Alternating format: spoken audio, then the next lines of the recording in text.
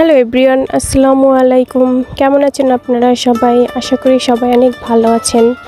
তো ভিডিওটি দেখে অলরেডি আপনারা গেস করে ফেলেছেন আমি আজকে কোথায় গিয়েছিলাম। হ্যাঁ, আজকে আমি পাট শাক তুলতে গিয়েছিলাম। এই বছরের প্রথম আজকে পাট শাক তুলতে গিয়েছি। বাই দ্য ওয়ে, পাট শাক কিন্তু আমার অনেক পছন্দের একটা শাক।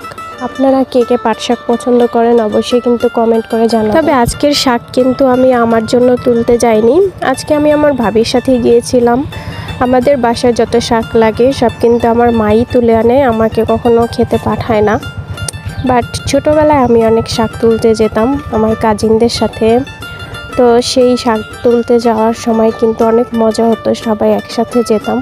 কার থেকে কে বেশি তুলতে পারে, কার থেকে কে আগে তুলতে পারে, এগুলো নিয়ে তখন অনেক প্রতিযোগিতা হতো। বাই দ্য ওয়ে, সেই সব কিছু এখন শুধুমাত্র স্মৃতি, আর কিছুই না। কারণ তারা কেউ আর এখন নেই, সবারই বিয়ে হয়ে গেছে। আর যারা আছি তারা পড়াশোনার জন্য বাড়ির বাইরেই থাকি।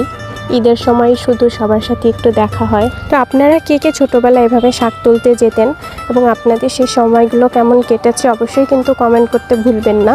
আমরা গ্রামে যারা বড় হয়েছি তাদের জন্য কিন্তু এই ব্যাপারগুলো একেবারেই কমন। আপনাদের সাথে কথা বলতে বলতে কিন্তু আমরা অনেকগুলো শাক তুলে ফেলেছি।